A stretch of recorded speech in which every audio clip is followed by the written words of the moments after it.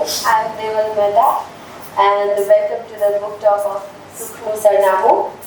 આજના book talk માટે આપણે મળવા જઈ રહ્યા છીએ એક એવા શોખીન વાંચકને જેમણે 1500થી વધારે બુક્સ વાંચ્યા છે, Shri રાજનભાઈ Shah.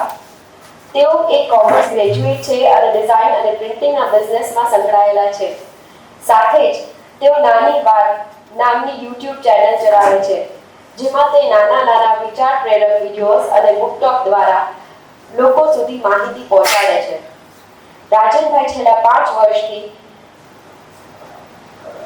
Script writers association of ઇન્ડિયાના સક્રિય સભ્ય છે અને સાથે જ રોટરી ક્લબ ઓફ રાજકોટ ગ્રેટરના પણ મેમ્બર છે.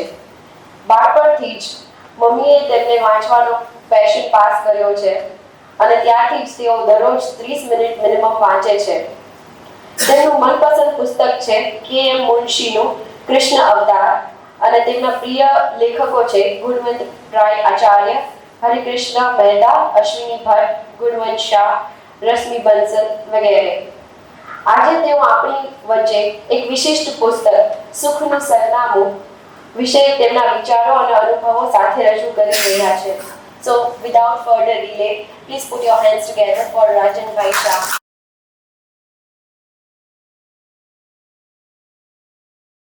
Good evening. Rotary club of Rajkot greater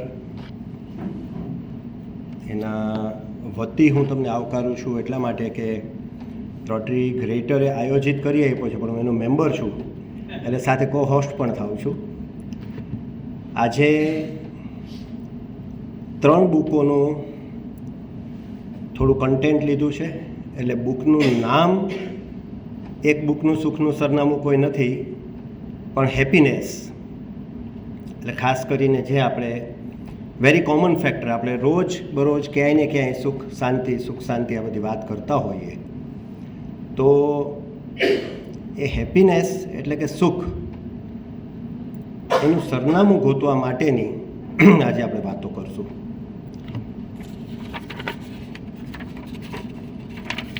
તમે લોકો અહીં આવ્યા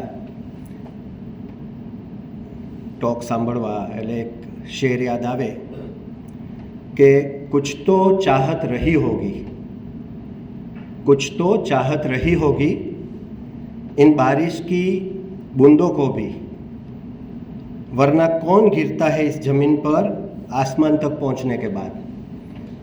આપણે એવું કહી શકીએ કે તમે લોકો ઘરે પહોંચી ગયા હો, પછી એક ટોક માટે તમે આવો છો, તો કહેનાર કરતાં ઝીલનારા ઘણા મોટા થઈ જાય છે, અને એના માટે હું થેન્ક્સ કહું છું.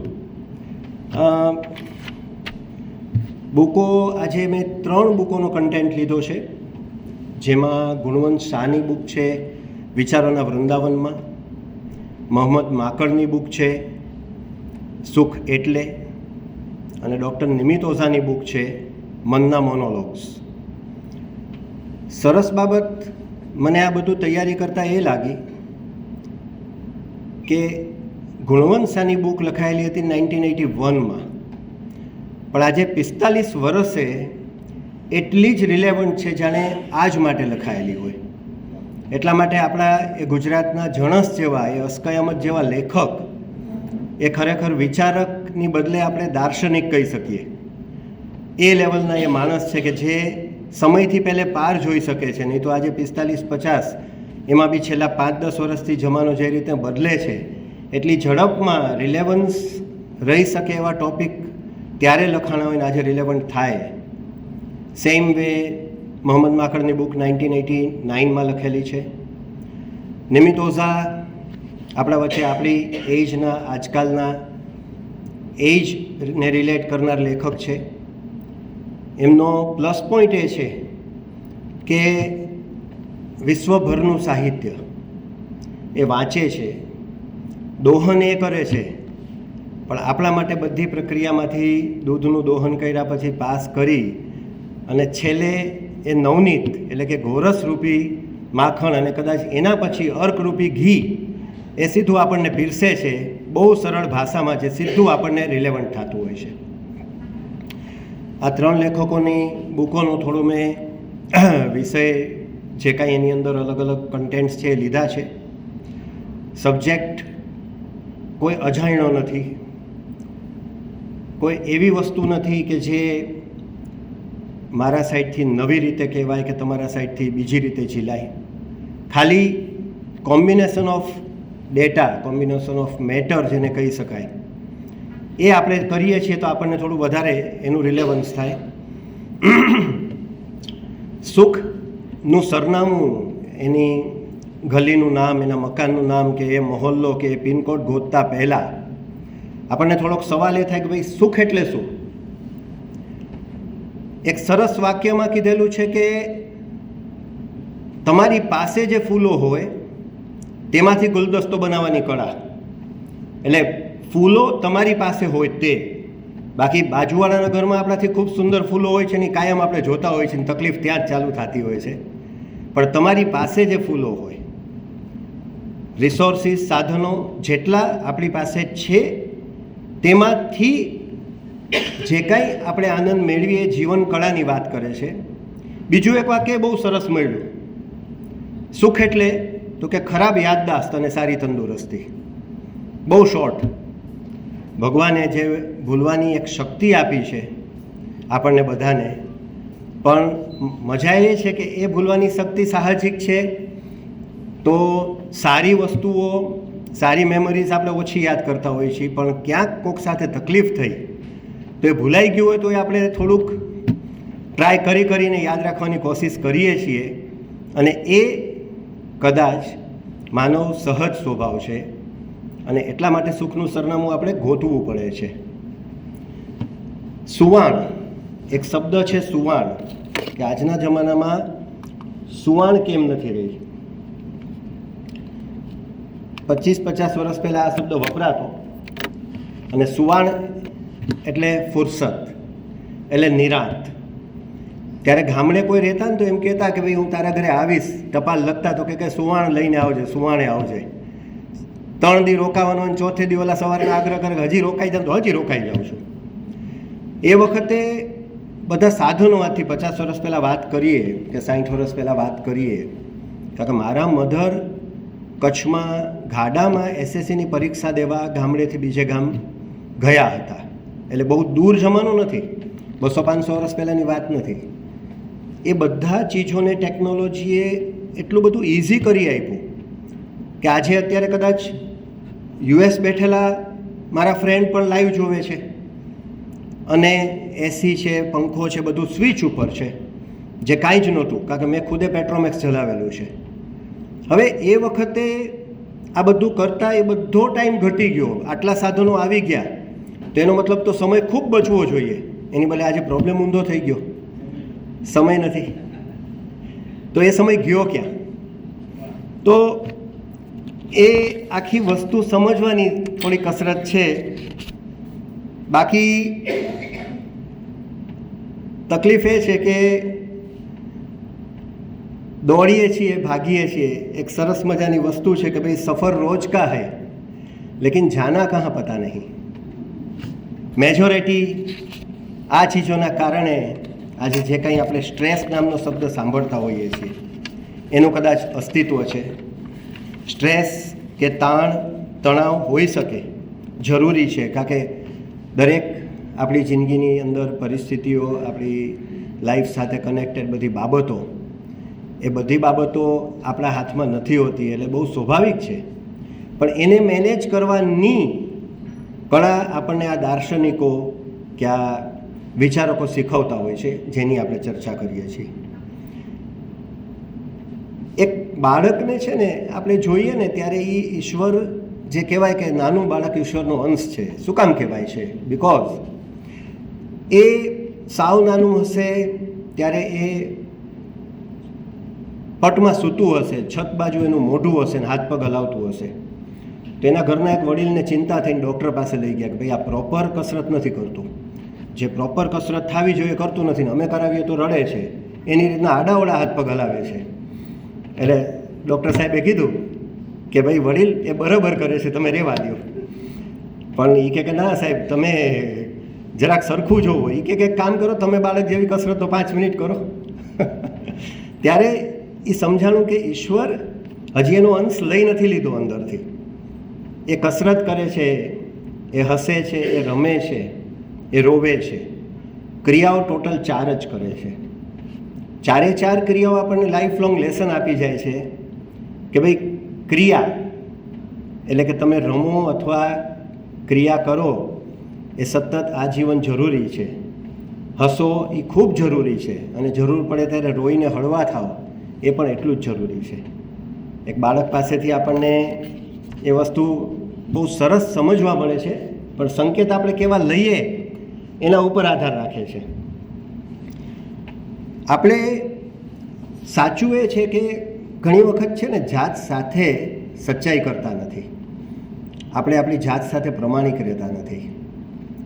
ઘણી વખત આપણા પ્રોબ્લેમ્સ કે આપણે પોતાની મનોસ્થિતિ જાણવા માટે એમ કહેવાય કે જાતને જાણવાની કળા અથવા જાતને પૂછવાના પ્રશ્નો કયા. બહુ સરસ કીધેલું છે કે ભાઈ તમે છે ને 5 ક્વેશ્ચન્સ વિચારી જુઓ. પહેલી ક્વેશ્ચન એ છે કે તમારી આખી લાઈફની ટોપ પ્રાયોરિટી કઈ, એક પ્રાયોરિટી કોઈ બી, એ તમારા મનને તમે આન્સર આપો. બીજું એ છે કે તમે તમારા ફુરસતના સમયમાં શું કરો છો. ત્રીજું એ છે કે મારું કામ મને કેવું લાગે છે. હવે ટોપ પ્રાયોરિટી દરેકની પોતપોતાની અલગ હોઈ શકે. ફુરસતનો સમયનો મતલબ એવો થયો કે ભાઈ પાર્શિયલ નાનો તો આન્સર એવો હોય કે મારી પાસે ફુરસત જ નથી. અધરવાઇઝ હોબી અથવા તમને શેમાં સમય ગાળવામાં મજા આવે છે એ હોઈ શકે. ત્રીજી વસ્તુ એ આવે કે મારું કામ મને કેવું લાગે છે. કામનો ઓપ્શન નથી ત્યાં વસ્તુ અલગ થઈ. કારણ કે આજે જે ઘણા લોકો એવા છે જેમની પાસે ઓપ્શન જ નથી, જેમની પાસે કોઈ ચોઈસ જ નથી, તો એ વખતે સ્વીકાર સિવાય કોઈ શક્યતા નથી અને એ વખતે કામને ગમાડવું એ એક કામ બની જાય છે. ચોથું છે જીવનની કઠિનાઈઓ કે તકલીફોને તમે કેવી રીતના લ્યો છો. 5મું ક્વેશ્ચન ઇન્ટરેસ્ટિંગ છે કે કાંઈ ચમત્કાર થાય છે, તમને વરદાન માગવાનું કહે છે તો તમે એક કયું વરદાન માગશો. હવે અહીંયા પાછો આપણને ગુજરાતીઓને એ પ્રશ્ન નડે કે ભાઈ એક જ શું કામ, 3-4 કેમ નહીં. પણ આ તો લેખકે લખ્યું છે એટલે હવે ઘણા બધા કેસીસમાં લેખક એવું નોંધે છે કે તકલીફ શું થાય છે કે એક આન્સર તો આપણને ખબર હોય કયો હોઈ શકે કે ઓલી પહેલી ટોપ પ્રાયોરિટી પર, ત્યાં આન્સર બદલાઈ જાય છે. ટોપ પ્રાયોરિટીની એટલે માણસ બીજું માગવા માંગે છે અને આ કન્ફ્યુઝનનું સ્ટાર્ટ થવાનું કારણ છે. અધરવાઇઝ આ ક્વેશ્ચન્સ અને એના આન્સર્સ એ ઘણા બધા ચીજોના આપણા આન્સર્સ બની શકે છે. આપણે સૌથી વધારે કઠણાઈઓ તકલીફોની વાત કરતા હોઈએ છીએ. કઠણાઈઓ તકલીફો કદાચ આપણે બેઠા છીએ એમાંથી તો લગભગ આવી કોઈને નથી, અને જે લોકોને છે ઘણી ઓછપ, ઘણી તકલીફો, ઘણા પરિસ્થિતિઓથી ઘેરાયેલા લોકો પણ જે આપણાથી ઘણા બધા અક્ષમ છે, ઘણી બધી ચીજો એમની પાસે નથી, પણ છતાં પણ આપણે જોઈએ તો એ નાનકડી સ્માઇલ દ્વારા પોતાનું જીવન જીવંત રાખે છે. એટલે આપણે આજે કઈ ચીજોની અંદર વધારે જેને કહેવાય કે ગૂંચવીએ છીએ, ઉલઝાઈએ છીએ, એ વસ્તુ ક્યાં આપણને કઈ ચીજ હેરાન કરે છે. રાધર અત્યારે તો જનરલ જે જોવા મળે, લેખકોએ લખ્યું છે એ પ્રમાણે કે આપણી પાસે પૈસા હોય, આપણી પાસે ઘર હોય, આપણી પાસે એક પ્રતિષ્ઠા હોય, ત્યાં સુધી તો કોઈ વાંધો નથી. પણ આપણા પ્રતિસ્પર્ધી પાસે, આપણા બાજુવાળા પાસે, આપણા કઝિન પાસે કંઈક વધારે આવી જાય છે તો આપણી ઓછપ આપણને નથી નડતી, પણ એની વધારપ આપણને ખૂબ નડતી હોય છે. સેમ વે ગજાબારની મહત્વાકાંક્ષા બહુ જરૂરી છે કારણ કે એ ડ્રાઇવિંગ ફોર્સ છે, પણ ગજાબારની જેનો મતલબ તમે જ જેનો પાથ ક્રિએટ નથી કરી શકતા, તમે જેનો રસ્તો ચાતરી નથી શકતા, એ કદાચ ગજા બહારની મહત્વાકાંક્ષા છે. દંભ છે, દેખાડો છે, લુચ્ચાઈ છે, રમતો છે, આ બધી ચીજો આપણને, આ ક્લસ્ટર્સ છે જે આપણને રોજે રોજ નડતા હોય છે.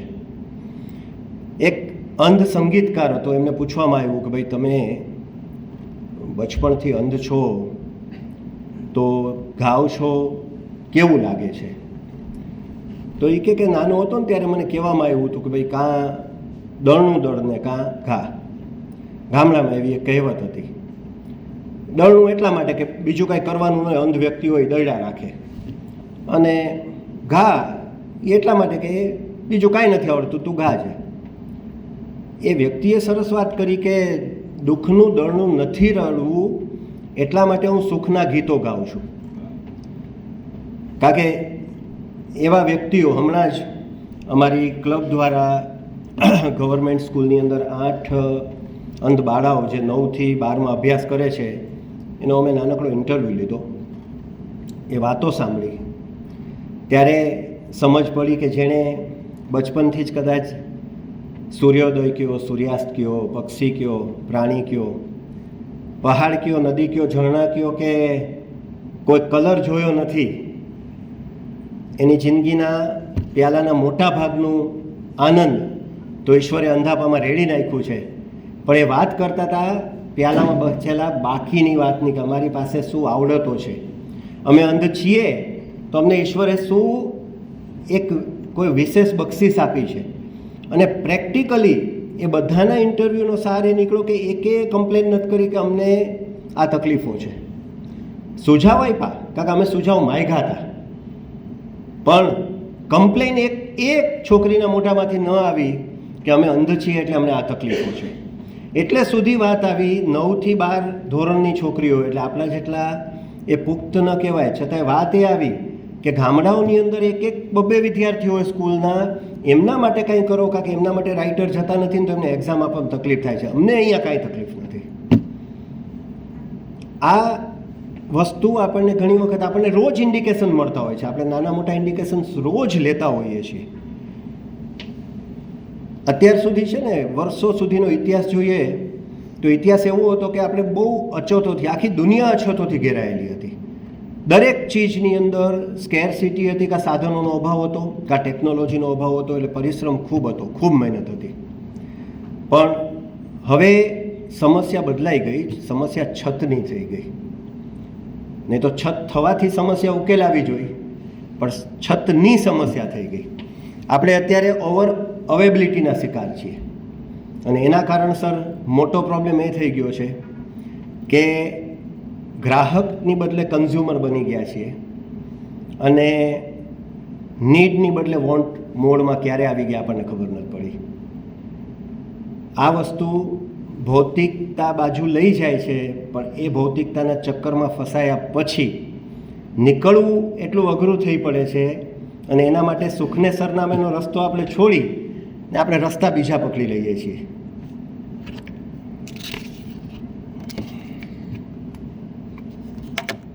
ત્રણ ચાર નાની વાતો, એમાંની કોઈ કદાચ સાંભળેલી હશે, પણ કહીશું કે સિકંદર બધા મુલક જીતતો જ્યારે કાશ્મીર પહોંચ્યો, કાશ્મીર જીતી લીધું. આજે પણ સિકંદરના સૈનિકના વંશજો લદ્દાખમાં આર્યન વેલીમાં છે એકચ્યુઅલ. પછી ચિનાબ નદીના કાંઠે રાવટીઓ નાખીને પડ્યા હતા, ને હવે એમ કે ચલો આખું ભારત જીતી લેવું છે. ત્યાં એમને ખબર મળી કે એક બહુ મોટા સંત અહીંથી થોડે દૂર ઝાડ નીચે છે, અને બહુ મહાન સંત છે. એટલે સિકંદરને ઈચ્છા થઈ, એને કીધું ભાઈ બોલાવતા આવો. એટલે એમના જે કોઈ હોદ્દેદારો ગયા. આ સંતની જગ્યાએ કોઈ જગ્યાએ ડાયોજનિસનું બી નામ આવે છે, પણ આપણે અત્યારે મહત્ત્વ વાર્તાને આપીએ છીએ. તો સંત પાસે જ્યારે એ લોકો ગયા ત્યારે સંતનું કહેવાનું એમ થયું કે ભાઈ બોલો. તો એ કે ભાઈ સિકંદર કોણ છે જાણો છો? તો કે ના, આ તો એક તકલીફ થઈ ગઈ. વિશ્વ વિજેતા સિકંદરને નથી જાણતો ભાઈ તું? નહીં, હું નથી જાણતો. અચ્છા, એ તમને બોલાવે છે, શું કામ? એમને તમને મળવું છે. તો કે હવે જરા ઊભા રહ્યો, એને મને મળવું છે, મારે નથી મળવું. એને મળવું હોય તો આવે અહીંયા. ઓલા લોકો તો સડક થઈ જાય છે કે ભાઈ આ તો સિકંદરે કીધું હતું કે તમે થોડીક તમીઝ જાળવજો, નહીં તો આને તો ઉપાડીને લઈ જઈએ. પાછા ગયા, સિકંદરને વાત કરી. સિકંદર ઘોડે ચડીને આવ્યો, થોડોક તો એનો બી ઈગો તો ઘવાનો, એટલે ઘોડા ઉપરથી જ બોલ્યો કે તમે આ પોતળી પહેરેલા એકમાત્ર વસ્ત્ર કરીને તમે અહીંયા ઝાડ નીચે છો, તમારી પાસે કાંઈ જ નથી, કોઈ વસ્તુ નથી. હું વિશ્વ વિજેતા છું, મારી પાસે શું નથી, તમે જે ધારો એ માગો, હું તમને આપવા સક્ષમ છું. ત્યારે સંત એટલું જ કહે છે, થોડોક આગો ખસી જાવ, તડકો મારા ઉપર આવતો હતો ને એને તે રોકી દીધો છે. અને કહેવાય છે એવું કે સિકંદરની મનોદશા આખી બદલાઈ જાય છે, ને ત્યાંથી યુટર્ન લઈને પાછો વયો જાય છે. અને પછી ઓલું વાક્ય આવે છે એનું કે મારી કબર ઉપર લખાવજો, મારા ગ્રેવયાર્ડ ઉપર લખાવજો કે સિકંદર આખું વિશ્વ જીતા છતાં ખાલી હાથે ગયો, એની કોઈ પણ સંપત્તિ એ સાથે ન લઈ જઈ શક્યો. આવું સેમ ટોલ્સ્ટોય. એક યુવાન આવે છે, મને બહુ તકલીફ છે, મને 10,000 રૂપિયા આપો. એ કે પણ શું? તો એ કે મારે બહુ તકલીફ છે, મને પૈસા આપો. સારું, મને તારી એક આંખ આપી દે, હું 25,000 આપીશ. નાના કે આંખ કેવી રીતના અપાય? વાંધો નહીં, એક હાથ આપી દે, 50,000 આપીશ. નાના કે હાથ કેવી રીતના અપાય? પગ આપી દે, 2 પગ આપે, 1 લાખ રૂપિયા આપીશ. અરે એ કેવી રીતના અપાય? તો એ કે તારી પાસે નિર્ધન તો નથી, તું ઘણું બધું છે. અને યુવક સમજે છે કે જે સંપત્તિ આપણને આપી છે એ આપણે કોઈ અભાવવાળાને નથી જોતા, એટલે એની કિંમત નથી. અને આપણા હજી પ્રોબ્લેમ્સ ચાલુ છે, પણ આપણી પાસે ઘણું છે. સેમ વે સોક્રેટિસ, એમના એક અનુયાયી એક સ્ટોર તૈયાર કરે છે ઘણી બધી વસ્તુઓની અંદર, અને એમને આમંત્રણ આપે કે તમે જોવા માટે આવો. જોવા માટે જાય છે. એ કહે છે કે આખું મેં બહુ મહેનતથી કર્યું છે, ઘણી બધી વસ્તુ છે, તમને જે જોઈને લઈ લેજો, તમારા ગુરુ છો. નીકળે છે બહાર, કહે છે બહુ સરસ છે. પછી કે તમે કંઈ લીધું નહીં, તમે લઈ લ્યો કાંઈક બી. તો એ કે જો મને આનંદ એ બાબતનો છે કે તે બહુ સરસ કર્યું છે. એનાથી વધારે આનંદ એ બાબતનો છે કે આમાંની કોઈ પણ વસ્તુ વગર મારું જીવન સારી રીતે ચાલે છે, એનો મને વધારે આનંદ છે. રવિન્દ્રનાથ ટાગોર, એનો પડોશી છે ને, એ સરખું બોલતો નહોતો, એટલે ટાગોર એની સાથે બહુ સરખું નહોતા બોલતા. પછી તો એમને નોબલ મળ્યું, આખી દુનિયામાંથી તાર આવ્યા, લેટર્સ આવ્યા, કેટલી બધી પ્રશંસા, લોકો આવે, રોજ ભીડ થાય. આ આવે નહીં, ન બોલાવે. ટાગોરને ગુસ્સો કે ભાઈ એને શું તકલીફ છે, મેં એનું કંઈ બગાડ્યું નથી. તો એક દિવસ સવારના દરિયા કિનારે રોજની ટેવ મુજબ ચાલવા જતા હતા.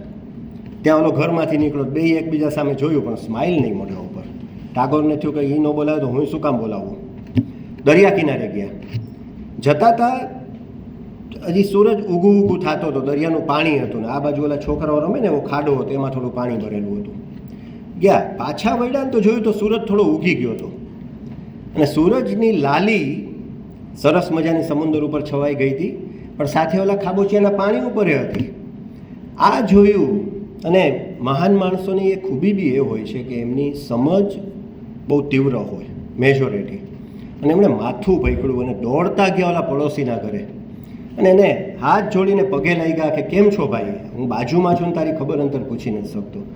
ઓલો પછી તો ગદગદ થઈ ગયો ને એને ઘણું કીધું. આ તે ઘરે આવ્યા તો કોઈ પૂછ્યું, ગુરુવાર આમ શું થયું? પણ તમે ગયા હતા ત્યારે તો કે ભાઈ મને સમજાણું કે ઈશ્વરે પોતાની દરેક રચનાઓમાં ક્યાંય ભેદભાવ નથી રાખ્યો, અને હું કઈ વાડીનો મૂળો જો હું ભેદભાવ રાખવા બેઠો હતો કે આને બોલાવું ને આને ન બોલાવું. આ બધી વસ્તુઓનો સાર છે મને સમજાયો એ છે, ઘણી વખત ઘણી બધી મિથ્યા, ઘણી વખત ન જેવી બાબતો, ઘણી વખત જેને કહેવાય કે કેટલા ઠેકાણે આપણે જોયું છે કે કેટલી બધી બાબતો વર્ષોના વર્ષ ખેંચાતી હોય, ઘણા અબોલા ખેંચાતા હોય, ઘણી નારાજગી ખેંચાતી હોય, ઘણી વખત ઘણી ચીજોના કમેળ અમેળ આ બધું ખેંચાતું હોય. પણ જ્યારે અમુક ચીજો આપણે વાંચવામાં આવે, અમુક ચીજો સમજવામાં આવે, ત્યારે આપણને થાય કે આપણે સુખનું સરનામું ગોતતા રસ્તાથી તો ક્યારે ઉતરી ગયા છીએ, અને જોઈ છીએ હજી આપણને એ જ સરનામું, પણ કેડી ગોતવાની આપણને મથામણ થાય છે. અને સાચું એ છે કે એ લોજિક અથવા એના પોઈન્ટ્સ કદાચ આપણને બધાને ખબર છે, અત્યારે આપણે એક સુખી માણસની કલ્પના કરવી હોય તો બહુ સાદાઈથી કહી શકીએ કે ભાઈ જેન્ટ્સ હશે અથવા આજની જે સરસ ભણે છે એ છોકરીઓ હશે તો કહેશે કે ભાઈ કેરિયર કે મની, લેડીઝો હશે તો કે ભાઈ ઘરમાં સુખી. બીજી બાજુ તમે વાત કરો તો હેલ્થ આવશે, સારા રિલેશન્સ આવશે, એનાથી આગળ જાઓ તો પ્રતિષ્ઠા આવશે, એનાથી આગળ જાઓ તો નોલેજ આવશે કે ભાઈ જ્ઞાન સારું, અને છેલ્લે આવશે શાંતિ. લગભગ જાડું આમ ગણીએ તો આ બધી ચીજોની અંદર આપણી સુખની વ્યાખ્યા આવી જતી હોય છે.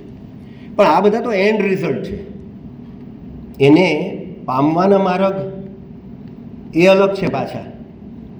કારણ કે આજે કેવું છે કે ઘણી વખત એવી વાત આવે છે કે ભાઈ પૈસો આવી ગયો તો આપણે સુખી થઈ જશું.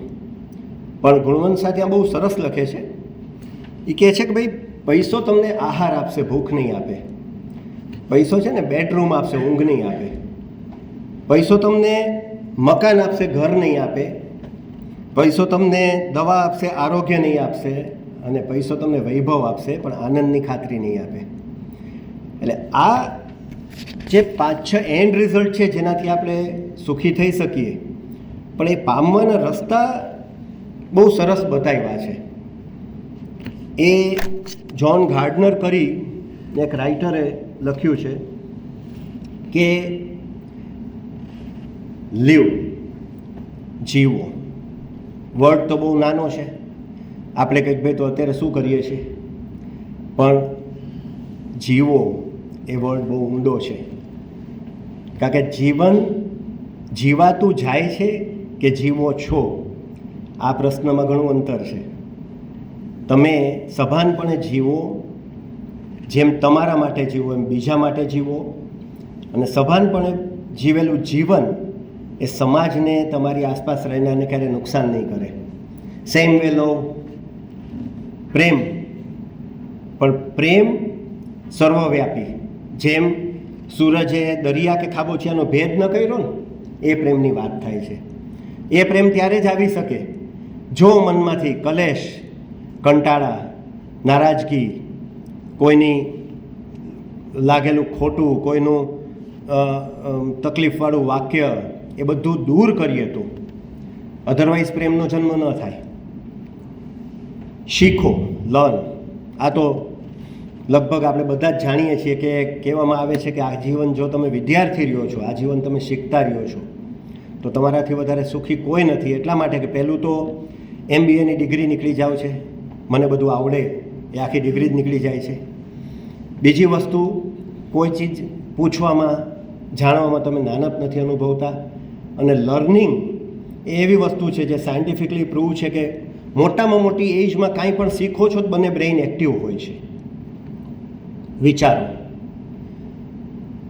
વર્ડ બહુ નાના છે, પણ કેટલી બધી વખત રિસ્પોન્સની બદલે આપણે રિએક્ટ કરતા હોઈએ છીએ. મસ્તીના નામે આપણે ટોન્ટ મારતા હોઈએ છીએ. સ્વાભિમાનના નામે આપણે ઈગો આડો રાખતા હોઈએ છીએ.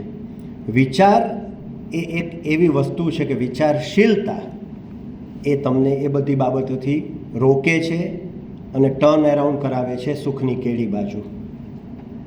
આપો, ગીવ. રોટરીમાં તો અમે આપો ઉપર જ કદાચ બધું અમારા દરેક કામોનું નિર્માણ થતું હોય છે, પણ રોટેરિયન હોય અને એ આપે એવું જરૂરી નથી. આપણે દરેક લોકો જીવનમાં ક્યાંય ને ક્યાંય આપણાથી નબળા, આપણાથી અક્ષમ લોકોને કોઈ બી રીતે ક્યાંય બી જોતા રહીએ, મદદ કરતા રહીએ તો કહેવાય છે કે એ સુખ છે ને એક ક્ષણજીવી નહીં હોય, એ લાંબુ હશે. જીમ કેરી બહુ મોટો અભિનેતા છે. એની જ્યારે ટોચ ઉપર હતો કેરિયરની, ત્યારે એવું કન્ડિશન હતી કે 25 ફિલ્મો એની પાસે આવતી, કોરા ચેક આવતા કે તું ધારી ફિગર. અને એ ટાઈમે એ બહુ હેવી ડિપ્રેશનમાં સરી પડ્યો, બહુ ક્રોનિક ડિપ્રેશન. એ ડિપ્રેશનમાંથી બહાર આવ્યા પછી એણે એક બહુ સરસ ઇન્ટરવ્યૂ આપ્યો અને એની અંદર કીધું કે દુનિયાના બધા લોકોને જે ધારે છે એ બધું મળી જાય ને પછી ખબર પડશે કે એનાથી એ સુખી નહીં થાય. કારણ કે સુખ બહુ નાની નાની બાબતોમાં છે. આજે તમને 2 મિનિટ નિરાંત મળીને તમને મનગમતી ચા મળી, જેવી જોઈતી હતી એવી પરફેક્ટ, આપણી અંજના બનાવે છે એવી. તો એ ચા જે ખુશી આપશે એ ખુશી ઓલું ક્ષણિક હશે. કારણ કે જ્યારે મોટી ખુશીની વાત આવે છે, જ્યારે તમારા કોઈ અચીવમેન્ટની વાત આવે છે, ત્યારે પહોંચવા સુધીનો રસ્તો ક્યુરિયોસિટી હોય છે, તમારી એક એન્ઝાયટી હોય છે, પણ પહોંચ્યા પછી એ ખુશી ક્ષણિક હોય છે. રીઝન એ કે એના પછીની અપેક્ષાનો જન્મ થઈ ચૂક્યો હોય છે. હસો, લાફ રિક્વાયર્ડ છે, બિકોઝ આપણા મસલ એ રીતના કેળવાયેલા છે કે બેડોળમાં માણસ હસે ને તો સુંદર દેખાય ને. હસો છો તો તમારા મસલો લાઈફ ટાઈમ ક્રિએટ એવી રીતના થાય છે કે તમારું અંદરનું મોઢાના મસલો સુધરે છે, તમારા બોડીના કેમિકલો સરસ છૂટે છે. અને હસવાથી કોકને તમે રાહત કે શાંતિ આપો છો, ક્યારે પણ કોઈ વ્યક્તિને તમે નિરાશા નથી આપતા. ટ્રાય, પ્રયત્ન કરો, સતત કરતા રહ્યો. ઘણી બધી બાબતો આપણે છોડી દઈએ, ઘણી બધી બાબતો આપણે મૂકી દઈએ, એની બદલે પ્રયત્ન એ હજી તમારા માટે એક આશાનું કિરણ ઊભું રાખીને બાકી રહે છે કે હજી આગળ કંઈક સારું છે. અને રિલેક્સ. આજે હવે પ્રોબ્લેમ એ છે કે ભાઈ ઘરેથી અહીંયા આવતા હોઈએ અને રસ્તામાં 5 મિનિટનો વિરાણી ચોકમાં ટ્રાફિક જામ નડે તો એ 5 મિનિટ આપણે છે ને ખલબલી ઉઠીએ. કારણ કે એ વખતે આપણે કંઈ કામ નથી કરી શકતા, કંઈક પેન્ડિંગ હતું એ નથી કરી શકતા, તો આપણને પ્રોબ્લેમ એ થાય છે કે આ મારો ટાઈમ વેસ્ટ કેમ ગયો. પણ એ ફુરસત છે, નિરાંત છે.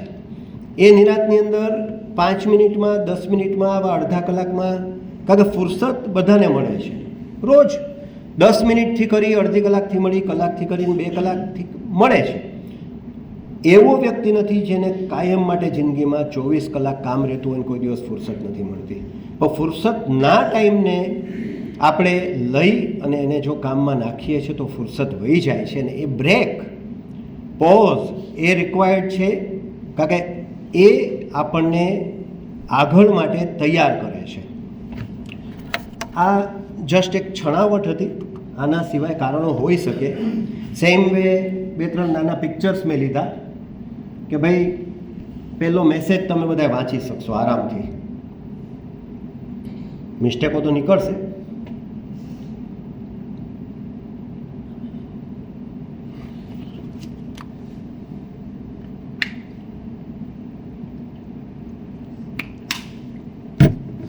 બીજું પિક્ચર ત્યાં છે, ભીડમાં માણસો છે, પણ એક જણ પતંગિયાને જોવે છે અને એનો કલર છે ને ગ્રેમાંથી યલો થઈ જાય છે.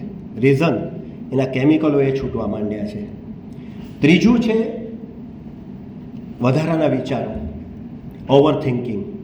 સ્ટાર્ટ ક્યાં થાય છે અને ક્યાં માણસને દાબી દે છે.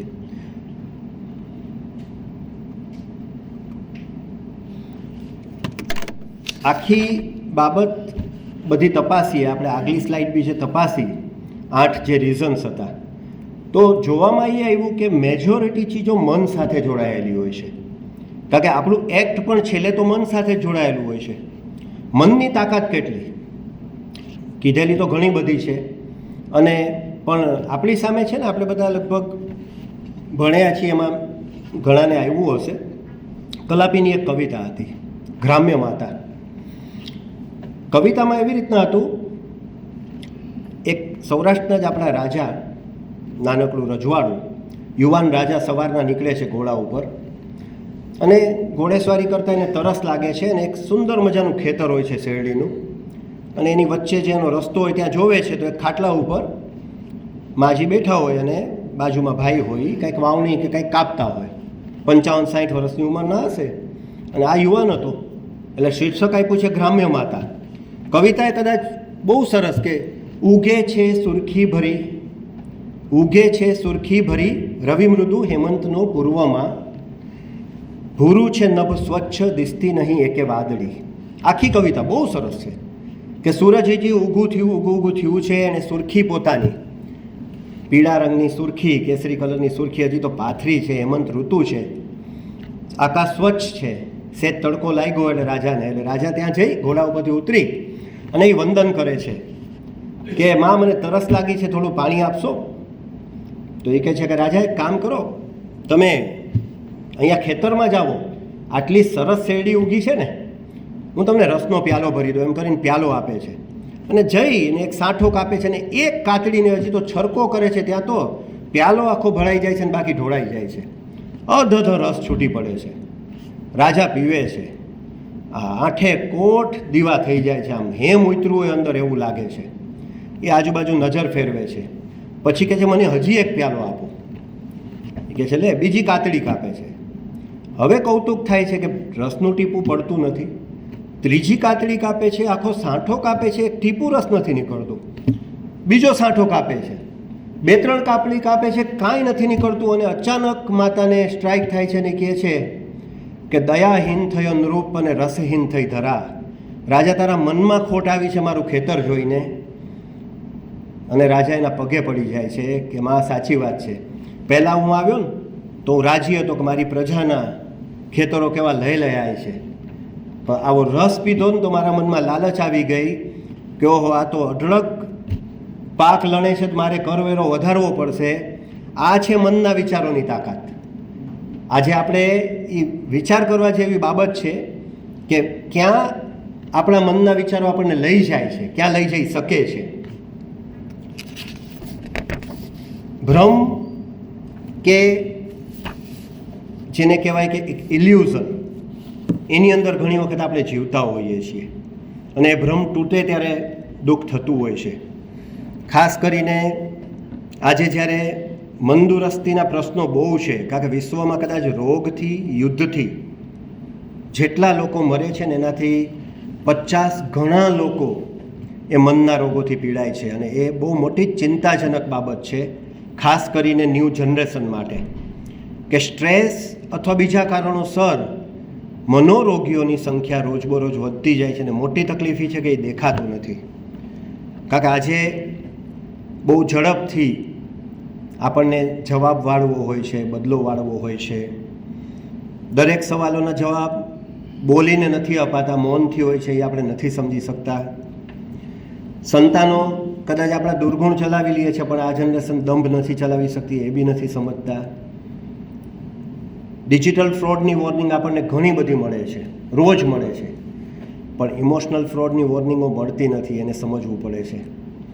અને તમારી મિલકતો, તમારી અસ્કયામત, એના એડવાઇઝરો તો સુંદર મજાના શહેરમાં છે જે તમને સરસ એડવાઇસ આપી ને તમારી વેલ્થને તો ઇન્વેસ્ટ કરાવે છે, પણ તમારી લાગણીઓને ક્યાં ઇન્વેસ્ટ કરવી ને એ બહુ સમજી વિચારીને કરવી પડે છે. ને એની અંદર આપણે ઉતાવળ કરતા હોઈએ છીએ ને ત્યાં જ આપણી મંદુરસ્તી બગડતી હોય છે.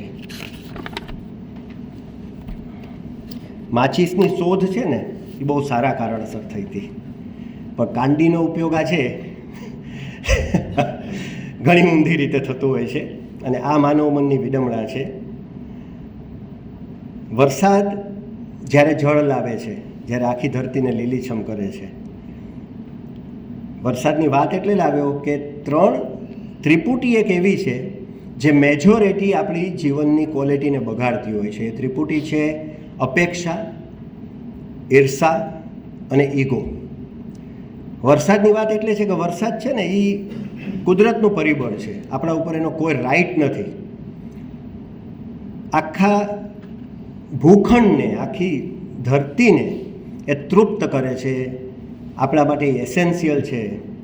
પણ જો આપણને ખાલી એટલી છૂટ મળે ને અપેક્ષા બતાવવાની કે ભાઈ વરસાદ ક્યારે પડે, તો તરત જ રોડ ખોદનારો કોન્ટ્રાક્ટર એમ કહેશે કે મારો રોડ બને ને પછી પડે, એટલે પાછો મારે તરત બનાવવો પડે.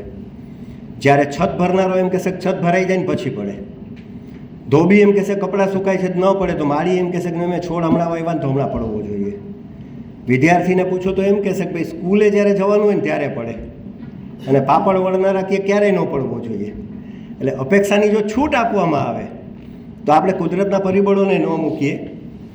બાકી અપેક્ષા કે ઈગો કે અહંકાર એ કેટલી હદે આપણને ડેમેજ કરતા પરિબળો છે.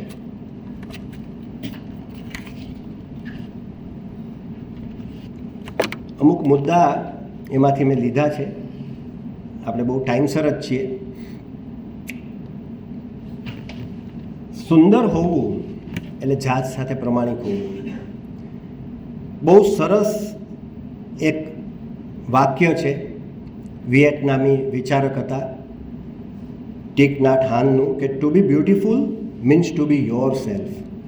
આજે પ્રોબ્લેમ એ છે કે આપણે બીજાની પ્રતિક્રિયા, બીજાના સર્ટિફિકેટ, બીજાના કહેવાના આધારે આપણે સુંદર છીએ કે નહીં, આપણે સારા છીએ કે નહીં નક્કી કરતા હોઈએ છીએ. જે સુખના સરનામું ગોતવા નીકળ્યા છીએ પણ વાવડ તો આપણે દુઃખના પૂછતા હોઈએ છીએ. સેમ વે સમાવેશનો ભ્રમ. ઘણી વખત ઘણી જગ્યાએ આપણે પદ માટે, પ્રતિષ્ઠા માટે, કોઈ નાણાકીય લાભ માટે, કોઈ વખત સામાજિક લાભ માટે ઇલ્યુઝન ઓફ ઇન્ક્લુઝન, સમાવેશનો ભ્રમ. આપણે ક્યાંક બી સેટલ થવું છે, કોઈ આમંત્રણ મળ્યું પણ એ આમંત્રણ કેવું હતું ને આવકાર કેવો છે જોયા વગર આપણે અંદર જવું છે. અને થાય છે એવું કે ત્યાં સાયલન્ટ રિજેક્શન મળે છે. સમજુ માણસ તો સમજી જાય છે, નથી સમજતો એને કાયમ એ ઓછપ રહી જાય છે કે અહીંયા મારો અહીંયા ખાંચો રહી ગયો, હજી મને જોઈએ એવું એક્સેપ્ટન્સ કેમ ન મળ્યું. બીજો એક પોઈન્ટ છે કે શું બધા લોકો આપણને ગમે છે? બધા જ લોકો આપણને ગમે છે? મેજોરિટી જવાબ આવે કે ના ભાઈ, અમુક લોકો નથી ગમતા. તો પછી આપણે કેમ અપેક્ષા રાખીએ કે આપણે બધાને ગમીએ? કાંઈ કારણ હોઈ શકે કે અમુક લોકોને આપણે ન ગમીએ કે ઓછા ગમીએ, તો એ એક્સેપ્ટન્સ, એ સ્વીકારવાની આપણી આવડત પણ હોવી જોઈએ. હા, સુધારો કરવાની વૃત્તિ હશે તો પરિણામ સારા આવશે. કે તો આપણે સુખના સરનામાની કેળીએ જ રહેશું કે ભાઈ વાંધો નહીં, હું ગમીને દેખાડીશ મારા કોઈ સાદા પ્રયત્નો, કાંઈ થોડા ફેરફારોથી. પણ અધરવાઇઝ આપણને જે જોઈએ છીએ માપદંડ અને કોઈના તરફથી માપદંડ બે અલગ રાખીએ છીએ, ત્યાં આપણું દુઃખનું મૂળ સર્જાઈ જાય છે. આપણને હળવા કરે એવા લોકો. કેટલાય લોકો એવા હોય જે તમને કહે મૂંઝાતો નહીં દોસ્ત, હું બેઠો છું. આ એક વાક્ય છે ને, એ પિલર કરતાં વધારે થઈ જાય. તું એકલો કેમ કામ કરસ, અમે છીએ ને, કાફી થઈ જાય. આવા લોકોને જીવનમાં નજીક જ રાખજો.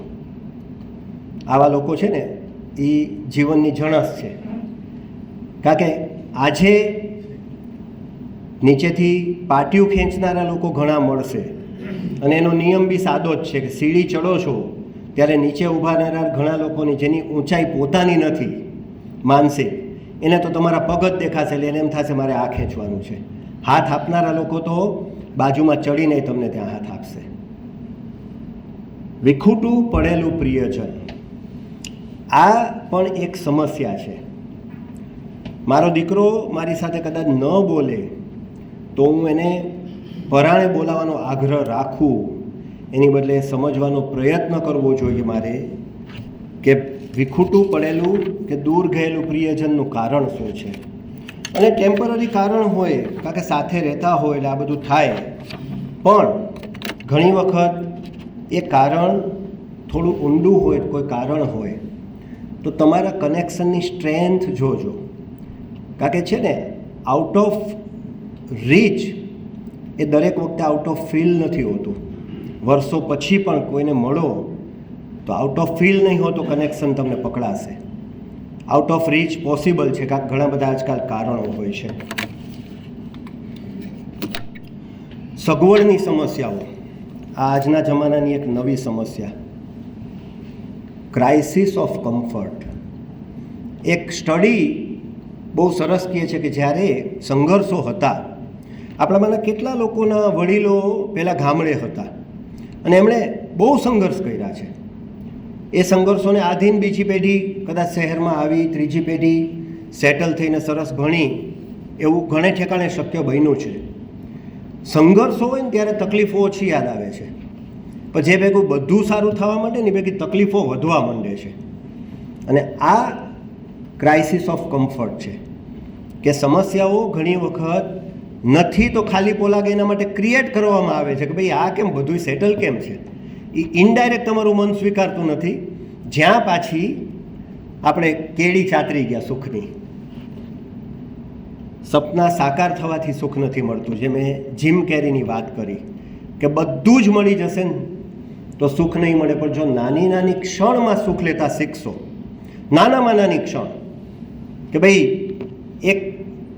એક અડધી કલાક મળીને મને મારું મનગમતું પુસ્તક મળી ગયું ને, એ વખતે મારા જે સેલ્સ કામ કરતા હોય, મારું મનનો જે વૈભવ હોય ને, એનું ઘણી કદાચ મારી મોટા મોટી ઈચ્છા પૂરી થાય ને, એની સામે કાંઈ જ ન હોય. અને આવું રોજ આપણી આસપાસ હોય છે, રોજ. પણ આપણે માપ બહુ કાઢીએ છીએ કે નાનું ને મોટું. ખરેખર એ નાનું નથી હોતું, એના સરવાળો જ આપણું જીવન છે. મોટું સુખ બહુ ક્ષણિક હોય છે. જગતની બેસ્ટ મોમેન્ટ બિનસરતી હોય છે. સેમ મેસેજ છે, સેમ, કે બેસ્ટ મોમેન્ટ્સ બધી આ નાની મોમેન્ટ્સ છે. મોટી મોમેન્ટ બેસ્ટ નથી હોતી, કારણ કે મોટી મોમેન્ટ્સના પોતાના પડકારો હોય છે.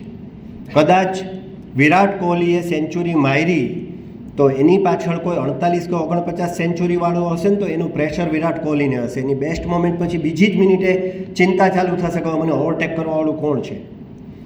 પણ નાની મોમેન્ટ્સ જો તમે રોજબરોજની તમારા ઘરમાં, તમારા કામના સ્થળે, તમારા જીવનમાં, તમારા સોશિયલ ઠેકાણે, રાતના જેને કહેવાય કે દોસ્તાર ચાર મળે અને એ અડધી લગાવે અને ત્યારે જે વાતચીતો નીકળે, એ મોમેન્ટો તમને હળવા કરે છે. તમને કોઈક ગીત યાદ આવ્યું, ગીત ગાઓ છો સરસ મજાનું, તમને જે શોખ હોય, જે મન થાય.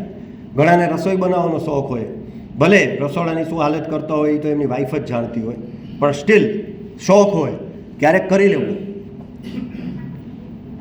રેસ્ટ એન્ડ રિપેર, આ છે ને બહુ સરસ વાત છે. આજથી ઓલમોસ્ટ 100 વર્ષ ઉપર દક્ષિણ ધ્રુવ ઉપર ફર્સ્ટ ટાઈમ સંશોધન માટે 2 ટુકડી મોકલવાનું નક્કી થયું.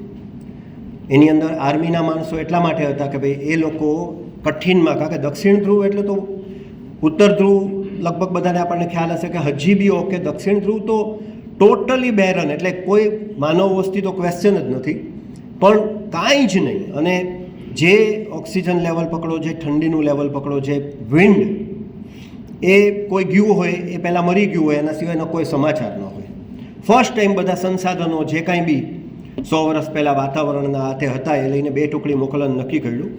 બંને આર્મી મેજર્સ હતા, એમને આપવામાં આવ્યું. એક હતા રોબર્ટ સ્કોટ, બીજા હતા એડમન્ડસન. બંને ટુકડીને પોતાની રીતે ગાઈડ કરવાનું. બંને ટુકડીને લગભગ 100 કિલોમીટરનું અંતર આપ્યું અને એમ કે તમે જાઓ, કારણ કે એક્ઝેક્ટ ક્યાં પહોંચશે શું એ નક્કી હતું. 1600 માઇલનો પ્રવાસ હતો, પણ એક લેન્ડ બરાબર નથી, બીજી મળી આવે, એટલા માટે બંનેને અલગ કરવાની વાત આવી. જે સ્કોટ હતા એમણે એવું નક્કી કર્યું કે ભાઈ આપણે રોજ વર્તારો અભ્યાસ કરીને જશું. અને એમણે રોજ જોવાનું ચાલુ કર્યું કે આજે આકાશ સ્વચ્છ છે તો આજે આપણા 40 માઇલ થઈ જશે, સ્કી છે તમારા બરાબર છે તો એટલા વયા જશે, અને આજે બરાબર નથી તો આપણે ઓછું ચાલશું. એવી રીતના આગળ વધવાનું નક્કી કર્યું. એડમન્ડસને પહેલેથી જ પોતાના ટ્રુપને કહી લીધું કે આપણે રોજ 20 માઇલ ચાલશું, by any how, by hook or crook. તો માનસિક રીતે બધા તૈયાર થઈ ગયા. એટલે અડચણો પહેલાં આવી, એની અંદર એ લોકોએ 20 માઇલ તો કવર કરવા માંડ્યા. પણ પછી એવું થયું કે અમુક દિવસ બહુ સ્વચ્છ આવવા માંડ્યા. તરત એમનો જે સાથીઓ એ કે આજે તો બહુ સારો દિવસ છે, તકલીફ નથી, આપણે 20 માઇલથી વધારે જઈએ. તો કે નહીં, 20 mile. Then rest and repair. Repair your skis and repair yourself. Result ચોંકાવનારું આવ્યું. સ્કોટની ટુકડી લગભગ 300 માઇલ દૂર હતા, ત્યાં લોકો ન પહોંચી શક્યા અને આખી ટુકડી મરી ગઈ. અને એન્ડરસન પહોંચી ગયા અને પાછા બી ફર્યા ને એમના તારણો ઉપર આજે 100 વર્ષથી જે સંશોધન થાય છે. એટલે ઘણી વખત બધી જ સાવચેતીઓ લેવી જરૂરી નથી હોતી. ઘણી વખત તમારે અગેન્સ્ટ ઓલ ઓડ્સ તમારો ટાર્ગેટ પૂરો કરવાનો હોય છે, ને એની સામે કોઈ વખત ટાર્ગેટ વહેલો પૂરો થવાનો હોય છે તો પોઝ લેતા પણ શીખવાનું હોય છે, જે એક સ્ટ્રેટેજીની એક આપણી સામે એક મિસાલ કહી શકાય. લાસ્ટમાં કૃષ્ણની વાત સાથે હું સમાપન કરીશ. આ સુખ એટલે એ સરનામામાં મને કૃષ્ણ એટલે યાદ આવ્યા, જેમ મેં મારી ફેવરિટ બુક પણ આમને લખાવી કે ભાઈ કૃષ્ણ અવતાર, બહુ વર્ષો પહેલાં વાંચી છે, કદાચ 15-16 વર્ષનો હોઈશ. સાથે 7 વોલ્યુમ બહુ શાંતિથી વાંચ્યા હતા. પણ એના પછી કૃષ્ણ વિશે જેટલું વાંચ્યું સમજ્યું તો લીલા એટલે કે અવતાર એ ડિફરન્ટ વસ્તુ થઈ. માનવ તરીકે લોકો સામાન્ય માનવ તરીકે જોવે ને એની કથાઓ મંડાય એ ડિફરન્ટ વસ્તુ થઈ. પણ એક કેસ સ્ટડી માનવ જીવનના એના તરીકે મને મજા એ આવી કે કદાચ એ માસ્ટર છે આસક્તિ યોગના એ માસ્ટર ઓફ ડિટેચમેન્ટ. આજે શું છે કે ઘણી બધી વખત આપણે સફર તો ચાલુ કરીએ છીએ બચપનથી, પણ બુદ્ધે કીધું છે કે તમારું ઝીરો છે ને પૂરું કરો. રિટર્ન થવાવાળો પાથ ભૂલી જઈએ છીએ. પછી કાં પરાણે છોકરાઓએ છીનવવો પડે છે, કાં કુદરત કોઈક આંચકો મારીને છીનવી લઈએ છે, અને કાં આપણને કોઈ તકલીફ આવે ને આપણે અપાહિજ થઈને આપીએ છીએ, કાં છીનવાઈ જાય છે. કૃષ્ણએ દરેક ચીજ, દરેક લાગણી, દરેક અચીવમેન્ટ, દરેક વસ્તુ એની પોતાની મરજીથી છોડી. આજે મથુરાનો વિજય એમનો પોતાનો હતો, દ્વારિકાનું નિર્માણ એ પોતાનું હતું. એ રાજા ક્યારેય નથી બન્યા. રાજાધિરાજ ભલે કહેવાય પણ રાજા ક્યારેય નથી બન્યા.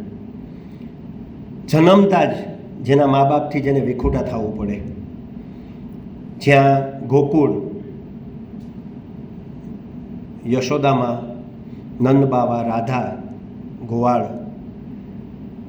નાગ દમન કર્યું તો નાગનું દમન એટલે મારી નથી નાખ્યું, એના અહંકારનું દમન કરીને એને જવા દીધો. મેઘનું અહંકાર આવ્યો તો ગોવર્ધન ઉંચકો. સજા એણે આપી પણ પ્રતિકાત્મક આપી કે તમે સમજી લ્યો, કુદરતના કોઈ પરિબળને એણે ક્યારે બી માર્યા નથી. છોડવાનો વખત આવે છે ત્યારે ઔદાર્યપૂર્વક છોડવું. આવી લાગણીઓ, જે લાગણીઓ આજે 5000 વર્ષ પછી રાધા કૃષ્ણની ઘવાય છે, એ લાગણીઓ છોડવી. યશોદામાં મા દીકરાનો દાખલો આવે તો કૌશલ્યાને રામ અને યશોદાને કૃષ્ણના દાખલા આવે, એ લાગણી છોડવી. મથુરા ગયા, પોતાના પરાક્રમથી કંસમાંથી અને બીજા લોકોમાંથી મુક્ત કરાવી અને બેસાડ્યા ઉગ્રસેનને, પોતે ન બેઠા. આગળ વધ્યા, કારણ કે એમનું ભારત વર્ષનું, આર્યાવતનું સપનું બહુ મોટું હતું. જો મથુરાના રાજા થયા હોત તો ત્યાં જ ટકી ગયા હોત.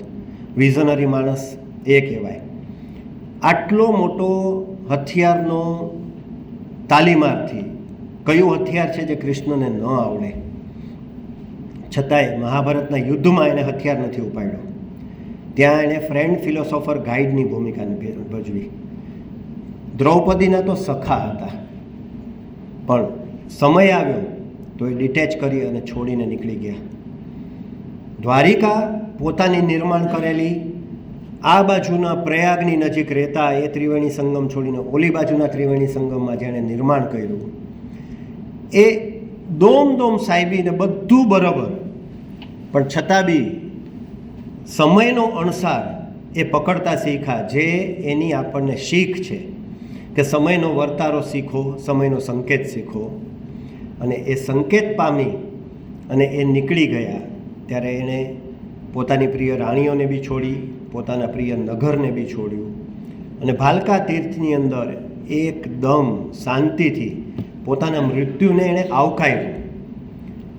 આ બહુ ટૂંકમાં કહું છું, પણ કૃષ્ણ સમજવા જેવા એટલા માટે છે કે કદાચ માનવ જીવનને અડતી બધી ચીજોને સ્પર્શતો કોઈ એક કેરેક્ટર, એક વ્યક્તિત્વ મારા મગજમાં કૃષ્ણથી મોટું કોઈ આવે એમ નથી. અને એટલા માટે તો એમના નામોય હુલામણા હોય છે, અને નામોના મિનિંગ એવા હોય છે કે ભાઈ માધવ કયો તો જ્ઞાનનો ભંડાર આવે, પણ ગોવિંદ કયો તો ગોવનું વૃંદ ચારનારો આવે. રણ છોડીને ભાગ્યો. દેખીતી રીતે તો એમ થયું કે યુદ્ધમાંથી ભાગ્યા, પણ કાલ યવનને ગુફામાં લઈ જાવો તો ને સંહાર કરવો તો. ઘણી બાબતો આપણી સાથે એવી બનતી હોય કે ત્યારે આપણે આપણા હિતચિંતકો કે આપણા સારા મિત્રો અથવા સારા કુટુંબીઓના ઈશારાને ન સમજીએ ને આપણે કહીએ કે ભાઈ આ તો વયો ગયો, પણ એ ત્યાં તમારી કોઈક ભૂમિકા તૈયાર કરતો હોય ને તમારું સારું કરતો હોય, આ સંકેતોને પામવા કૃષ્ણ સમજવા જોઈએ. આજે સુખને સરનામે હું જ્યારે આ બધું લઈને બેઠો હતો ત્યારે સાહિત્ય તો એટલું ભેગું થયું કે એમ લાગ્યું કે ભાઈ 3 કલાક થશે, પણ પછી મને બીજે દિવસે રોટરીમાંથી ક્યારેક કાઢી મૂકે. એ કારણસર કીધું કે ટૂંકાવું તો પડશે જ. એટલે ઘણી બધી ચીજો ઘણી બધી રહી ગઈ છે ને સમયના વાંકે મેં આજે જેટલું અમુક ચીજો મહત્ત્વની લીધી છે. પાછો ક્યારેક સમય હશે તો આના હજી ઊંડાણમાં જવું હશે તો આપણે ક્યારેક જઈ શકશું. બાકી આજે મારું વક્તવ્ય અહીંયા પૂરું કરું છું. Thank you.